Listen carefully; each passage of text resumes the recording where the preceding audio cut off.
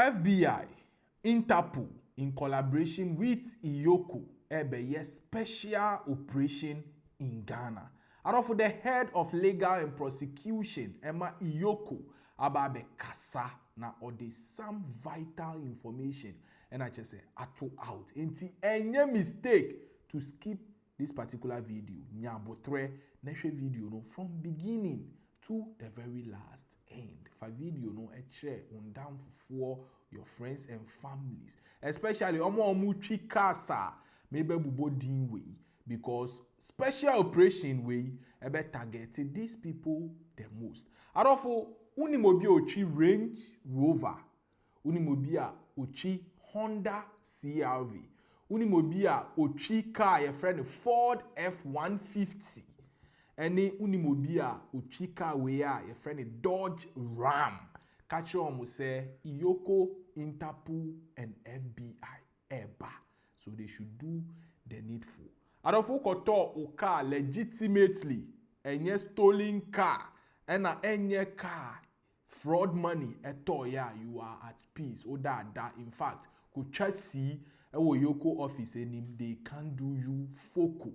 But unim said this 4 cars are mabodino. Just say. 1, a stolen car, o turn fufu. 2, a fraud money be and a unya wa bruche de toye dia wa son ebeyeshi. So Leo Anthony, or ye head of legal and prosecution, EOCO on TV3, he took time to answer certain questions and also offer education on this special operation. Almost say very soon. This team, Ebewo Chrome, targeting these cars. Not just this car. Uchi Corolla, Uchi Elantra, Uchi V-Timpoa. You are potential suspect. Omubet image now, anytime. Not just say they will run your chassis or VIN number to see say is the car clean. Say nye clean dia. Omube swao. Edwa come office. Apart from seizing the cars, just say what they will do and he said they would investigate your source of money. Where do you mean kasepi? Moma yenko tie this EOCO legal and prosecution head. Na yeba to amuso.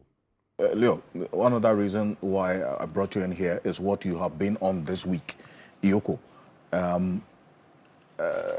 Not specific or direct focus on what happened to Shatawale and so on. You've gone beyond that to indicate that there are some specific, and this I'm referencing media reports that mention you as well, that there are some specific vehicle brands that you are looking at when it comes to your investigation into stolen cars, Honda CRVs, Range Rovers, and then also Ford F-150, and then Dodge Ram. Now, what's going on? Okay, so let me take the chance to clarify that little misconception. We are not going after only those 4 brands. We are giving out statistics by way of disseminating information in line with our mandate under Section 4 of the EOCO Act to make available to the general public as well as institutions that the Act considers relevant information that we have gathered in the course of our investigations.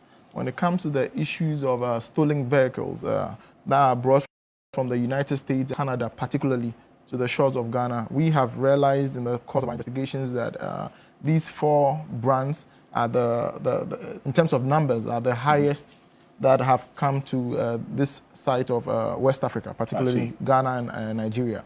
So so the advice to the general public is that if you want to engage in the purchase of some of these vehicles, these are red flags that you should look at.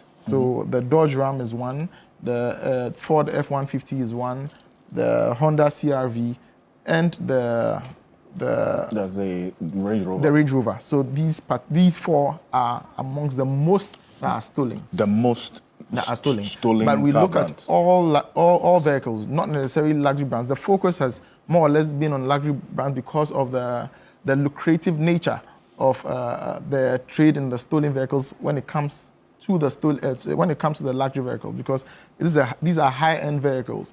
If you go and get a Toyota Corolla, for instance, and you bring it here, the value in terms of how much a person who engage engages in this unlawful activity is not as lucrative as bringing in a Maserati. If the market value of one of those luxury vehicles is about 400,000, and you go and steal it and bring it to this part of the world, what is going to happen is that you are stealing it for without any effort or any money is being spent. If you come and you sell it here for about $150,000, that's a lot as compared to the Toyota Corollas that will come in. So it's not like we are specifying or restricting our retrieval of such vehicles. I see, but what would definitely get your attention if you have Toyota Corolla, just for the lack of a better expression, on the road, and then you have a Range Rover, because you've mentioned it on the road. Obviously, with what you have said, if your officials are on the road, and I see quite some checks on the road these days with the customs and others, EOCO, all on the road. Okay. Wow. Okay, so stopping people and checking documents and so on. You key in chassis numbers to... Yeah, so I've been stopped twice, so okay, that's right. No, so I don't. So again, I deserve one. So Thank you. Back in 2022, again in the exercise of our mandate under Act 804, and in collaboration with our partners, the FBI and the Royal Mounted Canadian Police, we embarked on an exercise to retrieve stolen vehicles. We're given an initial database of about 300 vehicles. We proceeded and then recovered, I think, somewhere around 60 to 66 vehicles. And what has also happened is that... so out of the 300, you've recovered 66? 6 vehicles for that. I see. In terms of that. Now, we have also realized in the course of our investigations is the fact that when you take, and Mr. Kwebu will know this more than the others here, when we start investigations in EOCO into a person, what we also do is that we run parallel financial investigations at the same time in trying to trace the person's assets. So what we have noticed is that when we bring these people in and we take, we see some of their vehicles, we run the VIN number in our system to see if the status is stolen. And I don't have statistics offhand, but in more than 70% of the cases, the vehicles come out as stolen. And these are vehicles that were not even on the original 300 list that was given us. So it tells us that there's a fundamental problem, a huge market. In terms of the statistics, some even estimate that as many as 10,000 or close to about 10,000 stolen vehicles enter the country at within every year. So it's a very big problem. And again, in collaboration with our partners, local and foreign, we are doing our best to retrieve these vehicles. Now, I also want to put it out there that, and again, this is a misconception that has been going on, that EOCO engages in Rambo-style activities, stopping people on the road. We don't do any of such things. What happens is that because we have a database, we are able to track these vehicles to garages and individuals. So there are several ways that we retrieve them.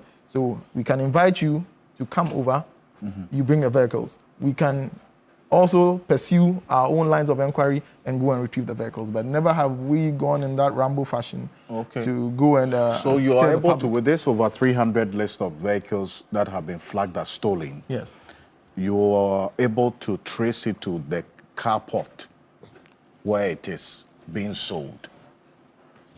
And then you retrieve that. That's how you retrieved all the 66? Most of the 66, yes. We went to garages where they are usually... some dealers have them in the garages, and these were some of the ways that we retrieved them. Others have also been as a result of ongoing investigations into assets of persons. I see. Of interest. Because this Châtelet one was because the person of interest is Kwabnamwa, right? Then you trace the linkage. Very well. To this, yes. What was the brand? It's a Lamborghini Urus, a yellow Lamborghini Urus. I see. Because for the person who is watching us right now, as you indicated that you traced a number of these vehicles flags are stolen to carports. How do they... Garages. Car garages, I beg your pardon. The garages are along the street. You see quite a number of them, when you're driving in town. How do people who are watching us right now get to know that this vehicle I'm buying is a stolen vehicle, so I have to stay away? What should I look out for? Okay, so like I said, I have given a couple of the vehicles, 4 of them that are high-risk vehicles. So if you are purchasing any car, you should, again, I've said this on several platforms, your due diligence has to go beyond a certain threshold because the lawyers will tell you, if you do not do that due diligence, you are not even armed with any cause of action against the prospective person who has sold the vehicle to you. That's the first thing.